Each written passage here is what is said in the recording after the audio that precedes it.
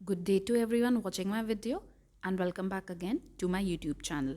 आज का हमारा वीडियो बीकॉम सेकेंड ईयर के subject money and financial system का एक पार्ट है एंड द टॉपिक जो आज हम डिस्कस करेंगे वो है financial system and economic development, जिसे हम हिंदी में कह सकते हैं वित्तीय प्रणाली और उससे संबंधित आर्थिक विकास. So let's start with the video. Now we have discussed in the previous videos कि वित्तीय प्रणाली या फाइनेंशियल सिस्टम होता क्या है. वी से financial system is basically a set of institutions. ये संस्थाओं का एक सेट है जिसके अंदर बैंक आते हैं, इंश्योरेंस कंपनीज आती हैं, स्टॉक एक्सचेंज आते हैं. और इनका उद्देश्य क्या होता है? सेवर्स और इन्वेस्टर्स के बीच में एक ब्रिज, एक पुल का काम करना. सेवर्स वो लोग हैं, बचतकर्ता, जो अपने पैसे इन संस्थाओं में जमा करते हैं जिनके द्वारा ये इन्वेस्टर्स, निवेशकों के पास जाती हैं और इस पैसे से वो प्रोडक्शन प्रोसेस को और अच्छी तरह कर पाते हैं. सो इंट्रोडक्शन में हम यही कहना चाह रहे हैं कि फाइनेंशियल सिस्टम किसी भी कंट्री का हो, वो बहुत ही क्रूशल, एक बहुत ही महत्वपूर्ण भूमिका अदा करता है उस कंट्री के आर्थिक विकास में. Business and industries are financed by financial system, क्योंकि इस फाइनेंशियल सिस्टम के प्रोसेस के थ्रू ही तो इन्वेस्टर्स के हाथ में पैसे आते हैं. So we are saying they are financed by financial system. और इन बिजनेस और इंडस्ट्रीज के पास जब ये पैसा आता है तो वो ग्रोथ को लीड करता है, वो प्रोडक्शन को लीड करता है, वो एम्प्लॉयमेंट को लीड करता है. तो ऑल इन ऑल हम क्या कह सकते हैं? वो हमारे यहाँ की इकोनॉमिक एक्टिविटीज़, आर्थिक गतिविधियों को और हमारे घरेलू व्यापार को बढ़ाने में मदद करता है. Now let's go in the basic points कि हमने यहाँ पे कुछ पॉइंटर्स लिए हैं कि कैसे इकोनॉमिक डेवलपमेंट कनेक्ट होता है. तो अब हम इन पॉइंट्स को एक एक स्लाइड करके स्टडी करेंगे. सबसे पहला हमारा पॉइंट जो हमने लिया है कि फाइनेंशियल सिस्टम सेविंग और इन्वेस्टमेंट के बीच में एक रिलेशनशिप, एक संबंध स्थापित करता है. इकोनॉमिक डेवलपमेंट अगर आप अचीव करना चाहते हैं तो एक कंट्री के लिए सबसे इंपॉर्टेंट क्या है?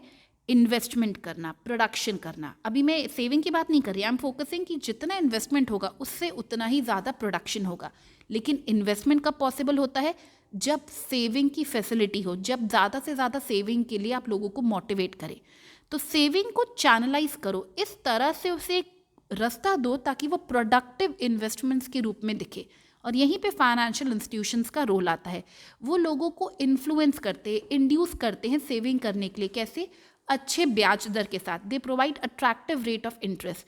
और इन सेविंग्स को वेरियस बिजनेस कंसर्न में कनेक्ट किया जाता है, जहाँ पे जाके ये प्रोडक्शन और डिस्ट्रीब्यूशन प्रोसेस में मदद करती हैं. तो ये हमारा स्लाइड उसी को डिस्कस कर रहा है. The second point comes up is financial system helps in growth of capital market. कहते हैं कोई भी बिजनेस हो उसमें दो प्रकार की पूंजी की आवश्यकता होती है, fixed capital and working capital, जिसे हम हिंदी में कहते हैं स्थायी या स्थिर पूंजी और कार्यशील पूंजी. अब फिक्स्ड कैपिटल क्या होता है? वो जो फिक्स्ड एसेट्स को खरीदने के लिए मदद करता है, जैसे प्लांट एंड मशीनरी. और वर्किंग कैपिटल क्या होता है? वो कैपिटल जो बिजनेस के रोजमर्रा के कार्यों में हमें ज़रूरत पड़ती है for the day to day running activities of the business, जैसे रॉ मटेरियल खरीदना, जैसे हम कच्चा माल कहते हैं. Then converting this raw material into finish product, उससे आप एक प्रॉपर तैयार उत्पादक में बदल सकें. तो अब इन दोनों ही प्रकार के कैपिटल के लिए हमारा फाइनेंशियल सिस्टम हमें कैसे मदद करता है? जो हमारी स्थायी पूंजी है उसे हम कैपिटल मार्केट के थ्रू रेस करते हैं. यहाँ पे हम लोग एक्चुअली स्टॉक मार्केट की बात कर रहे हैं जो हमारे फाइनेंशियल सिस्टम का हिस्सा है. अब स्टॉक मार्केट में we have capital market and we have money market. इसके बाद जब हम लोग स्टॉक मार्केट पे आएंगे तो we are going to go in that. So capital market and money market, ये दोनों स्टॉक मार्केट के एक एक अंग हैं. कैपिटल मार्केट में लंबे समय के लिए पैसा इशू होता है, जिसमें हम कह सकते हैं थ्रू डिबेंचर्स, जिसे हिंदी में हम कहते हैं ऋण पत्र, शेयर्स के द्वारा. और दूसरे फाइनेंशियल इंस्टीट्यूशंस इसमें हमें पैसे लगाने को देते हैं जिसके द्वारा मिनिमम रिस्क पे हमें अच्छा फ़ायदा मिलता है. तो ये पैसा हम एज अ सेवर लगा रहे हैं और कंपनी को ये पैसा मिल जाता है. तो फिक्स्ड कैपिटल के लिए पैसा वहाँ से फाइनेंस हो जाता है. कार्यशील पूंजी की बात करें तो वी हैव मनी मार्केट. यहाँ पे शॉर्ट टर्म लोन्स दिए जाते हैं, नॉर्मली कहा जाता है 1 साल तक के लिए.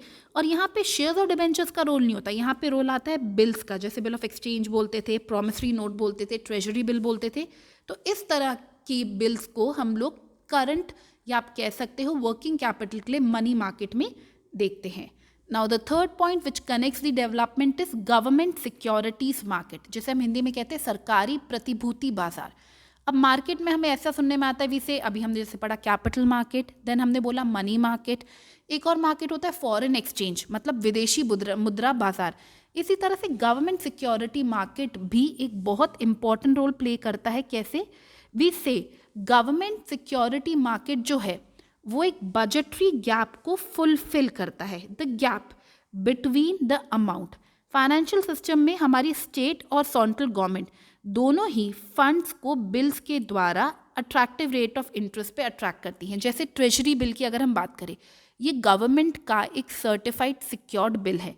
तो गवर्नमेंट इस बिल को जब इशू करती है, लोग इसमें पैसे लगाते हैं, इसमें रेट ऑफ इंटरेस्ट बहुत अच्छा होता है, तो वो बिल या उस तरह के बॉन्ड जो गवर्नमेंट ऑफर करती है वो कहलाते हैं गवर्नमेंट सिक्योरिटी मार्केट। ये मार्केट हमारे उस गैप को फुलफिल कर देती है।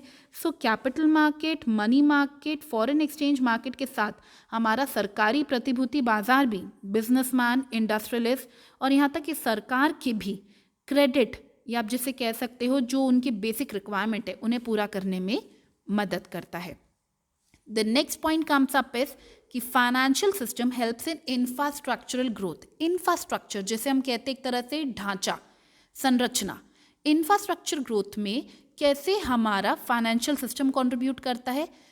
किसी भी देश का आर्थिक विकास काफ़ी हद तक उसके इंफ्रास्ट्रक्चर पे डिपेंड करता है। मतलब कितनी इंडस्ट्रीज़ है, कितने उद्योग हैं, रोड्स, रेलवेज, फिर कोयला और इस तरह की उद्योग कितने ज़्यादा विकसित हैं। तो हमारी कंट्री में भी हम यही कहना चाह रहे हैं कि अगर इन्हें हम की इंडस्ट्रीज़ कहते हैं, मतलब मुख्य उद्योग। अगर ये मुख्य उद्योग, जैसे हमने यहाँ पे 2-3 एग्जाम्पल लिए हैं, coal industry we all know is very important, power, electricity generation, बिजली एंड ऑयल या तेल उद्योग। तो अगर इस तरह की जो की इंडस्ट्रीज है जिन्हें हम कहते हैं मुख्य उद्योग, अगर ये मुख्य उद्योग गायब हो जाएं, एब्सेंट हो जाएं, तो दूसरी इंडस्ट्रीज भी हैम्पर होंगी, दूसरे उद्योगों के विकास में भी बाधा आएगी।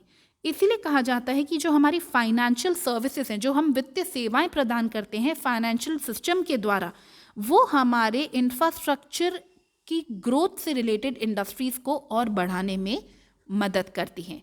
द नेक्स्ट फीचर और the next important point which comes up is that financial system helps in development of trade.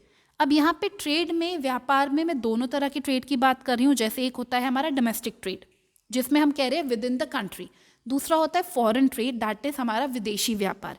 तो फाइनेंशियल सिस्टम हमारे दोनों तरह के ट्रेड को ही और प्रमोट करने में और बढ़ावा देने में मदद करता है।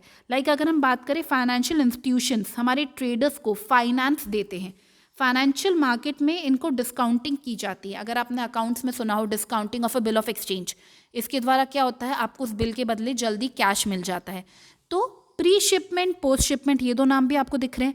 अगर आप इंटरनेशनल, अंतर्राष्ट्रीय व्यापार की कल्पना करें तो प्री शिपमेंट मतलब जब आपका सामान उस शिप पे चढ़ जाए उससे पहले, और जब शिप पे चढ़ जाए उसके बाद। ये पर नहीं, ये प्री है, सॉरी ये गलत लिखा गया, इट्स PRE। तो प्री शिपमेंट और पोस्ट शिपमेंट फाइनेंस भी हमारे यहाँ के वाणिज्य बैंक हमें देते हैं। इसी तरह से बिजनेस स्टडीज़ में आपने एक बहुत इंपॉर्टेंट नाम सुना था, letter of credit. Letter of credit कहा जाता है किस केस में, आप जब व्यापार करते हैं अंतर्राष्ट्रीय स्तर पे, तो बैंकों के द्वारा एक दूसरे की गारंटी इम्पोर्टर एक्सपोर्टर की दी जाती है। तो इन सब के द्वारा आप बहुत ही इंपॉर्टेंट चीज़ अर्न करते हैं अपने कंट्री में, वो है फॉरेन एक्सचेंज या विदेशी मुद्रा। So what we are trying to say, ये foreign trade, letter of credit, foreign exchange, ये सब कैसे पॉसिबल हुआ? हमारी कंट्री में जो एक सिस्टमाइज्ड फाइनेंशियल सिस्टम है उसके द्वारा।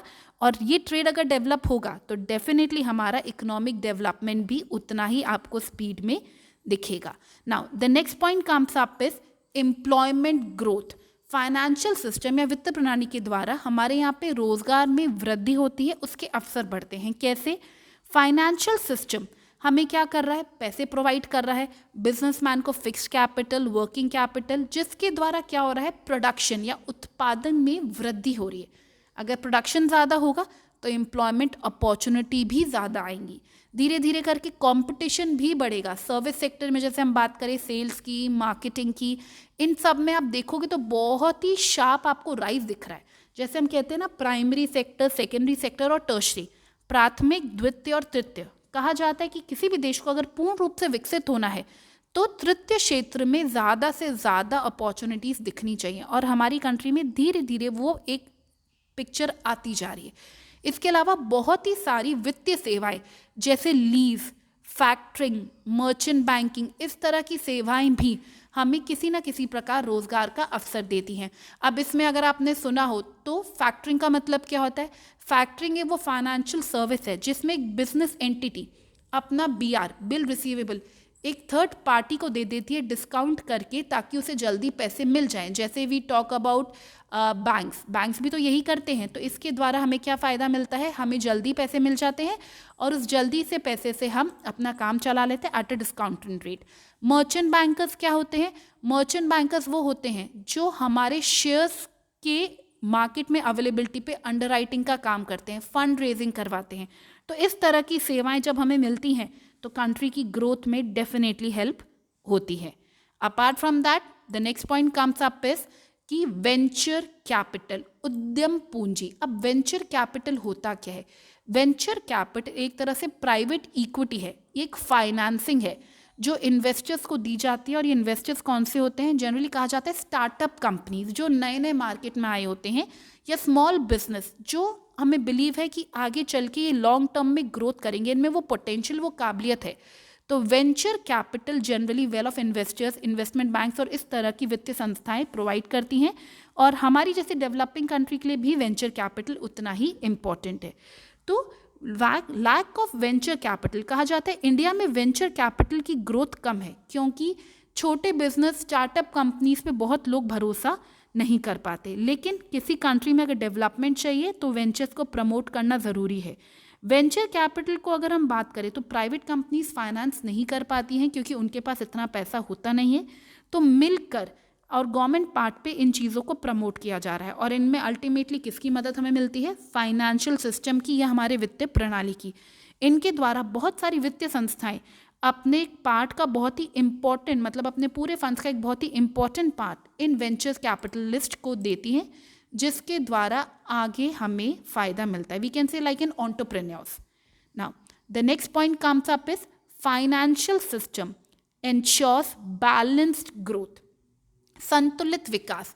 बैलेंस ग्रोथ का मतलब है जैसे हर एरिया की ग्रोथ, या जैसे हमारे प्राइमरी, सेकेंडरी और टर्शरी सेक्टर की हम बात कर रहे थे।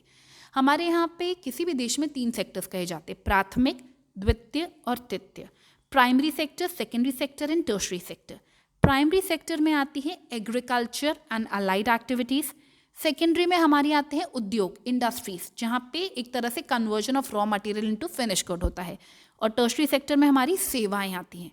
तो कहा जाता है कि इकोनॉमिक डेवलपमेंट बैलेंस कब होगा? जब इन तीनों सेक्टर्स में साइमल्टेनियसली एक साथ वृद्धि और विकास होगा। तो इन तीनों ही सेक्टर्स को पर्याप्त राशि इनके विकास के लिए दी जाए। और ये काम फिर कौन करता है? Financial system. The financial system in the country geared the authorities. यहाँ पे जो भी अथॉरिटीज़ है, जो भी इससे कनेक्टेड लोग हैं, उन्हें इस चीज़ के लिए मनाना कि हर तरह से इक्वली एग्रीकल्चर को, सर्विस सेक्टर को मिले पैसा, वो बहुत ज़रूरी है। Like if I put up an example, agriculture sector को बहुत सारे कंसेशंस, डिस्काउंट दिए जाते हैं ताकि वो सेक्टर ग्रो करे, बूम करे। और कहीं ना कहीं हम सब जानते हैं कि एग्रीकल्चर सेक्टर हमारे लिए कितना ज़रूरी है। नाउ द नेक्स्ट फीचर और the next important economic development point is financial system helps in fiscal discipline and control of the economy. Fiscal discipline से हम यहाँ पे बात कर रहे हैं हमारे कहीं ना कहीं बजट रिलेटेड एस्पेक्ट्स की। कहा जाता है it's through financial system that the government can create a congenial business atmosphere. अभी कंजीनियल वर्ड का मतलब क्या होता है? कंजीनियल एक्चुअली हम कहते हैं एक तरह से फेवरेबल, एक प्लेजेंट, एक agreeable environment. So what we are trying to say कि फाइनेंशियल सिस्टम के द्वारा ही बिजनेस में, सरकार के द्वारा एक ऐसा एटमॉस्फेयर मिलता है पूरी एनवायरनमेंट में जहाँ पे ना बहुत ज़्यादा मुद्रास्फीति जिसे हम इन्फ्लेशन कहते हैं, ना डिप्रेशन या अवसाद का अनुभव होता है। इंडस्ट्रीज़ को टाइम टू टाइम पे प्रोटेक्शन मिलता है कि अगर वो किसी कारणवश अपनी क्रेडिट की ज़रूरतों को पूरा नहीं कर पा रहे हैं या हमारे लोन्स को टाइम पे नहीं दे पा रहे हैं तो उन्हें वक्त भी दिया जाता है। स्पेसिफिकली आपको ये एग्रीकल्चर सेक्टर में बहुत दिखता है। कितनी बार फार्मर्स के लोन्स को माफ़ किया जाता है, उन्हें पूरा वेव ऑफ कर दिया जाता है। तो what we are saying is कि गवर्नमेंट इन फाइनेंशियल सिस्टम्स के थ्रू ऐसे लॉज बनाती है ताकि अनवांटेड स्पेकुलेटेड ट्रांजैक्शंस ना हो, काले धन पे रोक हो, उसकी वृद्धि ना हो, ये भी हमारा फाइनेंशियल सिस्टम इक्वली इंश्योर करता है. And the last point which contributes to the economic development is कि फाइनेंशियल सिस्टम रीजनल डेवलपमेंट को भी बैलेंस करता है. इससे पहले हमने बात की थी, वो थी सेक्टोरल डेवलपमेंट, कि प्राइमरी, सेकेंडरी और टर्शरी का इक्वल डेवलपमेंट हो. और अब हम बात कर रहे हैं रीजन्स की. जैसे कुछ रीजन बैकवर्ड होते हैं, कुछ बहुत डेवलप हो जाते हैं, कुछ स्टेट्स बहुत डेवलप हो जाती हैं. तो फाइनेंशियल सिस्टम क्या करता है, जो रीजन्स डेवलप नहीं है वहाँ पे यही क्रेडिट बैंकों के द्वारा सस्ते रेट पे दिया जाता है. Like if I put up an example, एक वर्ड बहुत फेमस है, special economic zone. Special economic zone अगर कोई एरिया डिक्लेयर हो जाता है तो गवर्नमेंट की तरफ से वहाँ पे आपको टैक्स कंसेशंस मिलते हैं. मतलब आपको जो कर है उसमें छूट दी जाती है, आपको सब्सिडीज दी जाती है अगर आप वहाँ पे अपनी इंडस्ट्री इस्टेब्लिश करते हैं. तो अगर मैं फाइनेंशियल सिस्टम कह रही हूँ तो उसके अंदर बैंक्स भी आते हैं. तो हम यहाँ पे बैंक्स जो कि आरबीआई के द्वारा रेगुलेट होते हैं. तो ultimately what we are trying to say is कि इस फाइनेंशियल सिस्टम के द्वारा ही हमारे बैकवर्ड एरियाज को भी क्रेडिट ईजिली अवेलेबल होता है, रियायती दरों पे अवेलेबल होता है, ताकि आगे चल के पैसे के कारण उनका विकास कम ना हो. So that's all for today's video. Thank you so much for watching.